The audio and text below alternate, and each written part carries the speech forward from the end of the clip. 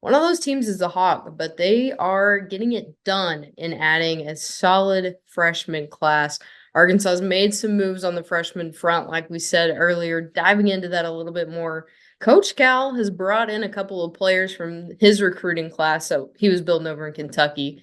Arkansas is grabbing small forward Karter Knox, small forward Billy Richmond, and combo guard Boogie Fland. Both players are 4 stars according to 24/7 and in the top 30 recruits in the country. I'd congratulate John Calipari on grabbing these guys, but he kind of already did that once at Kentucky. Karter Knox is a great wing with a lot of talent. He is especially great on the offensive end of the ball, shoots the three well, good inside the arc game with to go along with it. Knox has a great build for his physicality, and he's shown flashes of being a good passer. The biggest concern is his defense. He can guard, but he can guard you with his size and his physicality, but doesn't have that lateral quickness that's so desired. That's something that he needs to develop.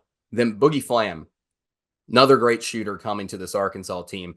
Kid can shoot, and he can get red hot. I'd like to see him improve his consistency, but he can make plays also, and he's someone looking to make a big highlight defensively on the steal and then transition. He's exciting. And then right before the weekend, Arkansas wasn't done. That's when they added Billy Richmond to the lineup in Fayetteville. Big athletic wing. Don't let the picture on YouTube fool you. He can really play either the 2 or the 3 spot. He's very strong and uses a lot of that physicality to play defense. But unlike Fland and Knox, Richmond isn't consistent from 3. He isn't a consistent threat from deep. Instead, he's really a strong driver, and he's got a drive first style mentality. He wants to get to the paint. He wants to make athletic plays. He's also a highlight reel waiting to happen in transition. He's also starting to create for others, which is a really good thing, but he can be a little turnover prone as well. Really like this kid. Gives Arkansas some versatility in their offensive play style, and he's a quality defender that Arkansas is adding. So I'm encouraged by what I'm reading and watching on tape out of Billy Richmond. Yeah, for sure. Billy Richmond was a name I wasn't super aware of until we kind of started diving more into the transfer portal. And if we're doing comparisons, reminds me a lot of from what I've seen of Anthony Black. Not as great on the ball handling side, but his ability to drive in, to be able to push out, create some space for others. A lot of opportunity there with this kid. And I think Coach Cal getting into the development side can really do something with him this year. I think he might be something that we see some flashes of remembering Ricky Council out of. I know Ricky Council was the shooting guard, but like this kid can play the shooting guard position, or he can be moved to the 3 spot. So either way that you move him, someone who's not a great 3-point shooter, but someone who can dunk the crud out of the basketball. Someone who can make a big time play. That's something that Billy Richmond can do. He's super athletic, just like Ricky Council was.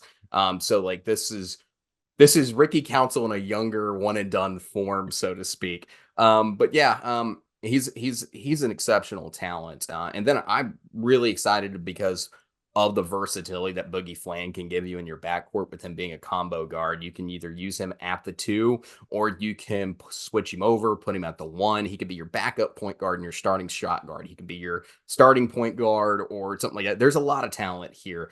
I like the looks of this freshman class. Now, Maddie, we talked about it before. I would like now to add some experience to this team. Like, let's get some guys with some years and experience, because we know one of the things that people talk about, and when we talk about, Vegas talks about it and I talk about it, things that make national champions and Final Four teams, experienced players matter. And the best teams to win those types of games are, two of your top 3 scorers are typically upperclassmen. That's what Arkansas really needs to find at this point. I think a big would be a good ad for Arkansas in the transfer portal to supplement this very young team that it's got so far, and then finding an experienced point guard. Like, those have to be priorities 1 and 2. And look who's Cal's talking to. He's talking to Janelle Davis right now, and he's talking to Jonas Adu. These are things I like. So like, if you can find those guys and they can be your 2 or 3, 1 or 3, 2, 1 and 2, whatever top scorers, like that would be an excellent contribution to this team and you give you enough experience to start getting things. And then you add more depth experience to the team overall. So when you have to take one of the guys out, you put somebody experienced in. And that's kind of the goal, is like you back up talent with experience and you put together a good team. Love the core of this. Love the core talent wise. I want some experienced players now. And I think that would be really good for Arkansas. Yeah, for sure. I'd replied to a tweet this weekend talking about, what great things was happening on the freshman front. Said, these freshmen are kind of making me nervous. Got hit with a little backlash after that, a couple let him cook memes, but I get it. I get it. You know, Obviously there's more work to be done and he's done great things, but I'm not knocking what they're doing around the yeah, recruiting, yeah, but this is good. yeah. There's things I want to see that have been proven statistically give you a better chance to win. So like, Yeah, I just, with last season, as much as we talked about, Cal's system and how he works things, he likes those freshmen one and done, which it's been proven that they don't get you too far in March. So we need a few, really solid pieces in there that give us some experience and a little bit of leadership, hopefully, on these teams to help these freshmen kind of figure out the ways of college basketball. well, it's interesting you pointed that out because like I'm flashing back in my mind. We had a comment on the YouTube channel not too long ago talking about like how it was a bad take that we were talking about, like, Eric Musselman got one and done. John Caliper, like, what's the difference? Like, that's a bad take for that. But look at who the leaders were on those teams for Arkansas and some of the guys who are making massive contributions on those Razorback teams. When Arkansas had that Sweet 16 run with Anthony Black, Nick Smith Jr., and Jordan Walsh, the guys on that team who, like, if I remember right, Ricky Council led in scoring for most of the season. It wasn't Anthony Black. It wasn't Jordan Walsh, and Nick Smith Jr. was hurt. And then like you had some other contributors on that team who had excellent games, like Makai Mitchell, out of the front court. And you had those types of experienced players on that Razorback team that added to that experience and the depth and everything else that Arkansas needed. That was a young Razorback team, but like overall, it was very talented. But the leaders on that team are still guys like Ricky Council. And then you go even further back, like you go to the 2002 team. That was a very experienced team that went to an Elite Eight and overperformed their seed. And then you go back to the 2021 class. Sure, you had Moses Moody and Debo Davis and all these young guys and KK Robinson, but like Justin Smith, big part of that team. Jalen Tate, big part of that team. So that's the next ad, is like, yes, you want these 5-star guys. You want these great, talented players that can make big contributions on your team. You also want talented, experienced guys, like who can really know how to win and know how to play college basketball at this level. Because don't forget, I know these freshmen are super talented, but they still got to take a step up in competition. These guys over here, they want to get to the NBA too. They may be second round draft picks and undrafted players, but they're top class talent as well. These are the guys with elite level potential that are coming in. So that's what you really want to add as a combination of that. And Calipari even said it in his opening press conference. We heard him talk about, we want that mix. Yeah, for sure. And I mean, even if you look at Kentucky from this last season, didn't get as far in March as they wanted to, but could you imagine if they were in the place that they would have been a year ago from today when they didn't know they were going to get Antonio Reeves back? The stuff at West Virginia hadn't gone down and he hadn't gotten Trey Mitchell. There's no way they would have been sitting near the top of the SEC without those two major leaders and experienced players on that team. What do we talk about during March Madness? Go look at the box sheet from that Oakland game. Who underperformed and who had a great basketball game for Kentucky? Because the leaders for Kentucky for Oakland were Antonio Reeves and Trey Mitchell. They were playing at a high level. Reed Shepherd didn't have a good game.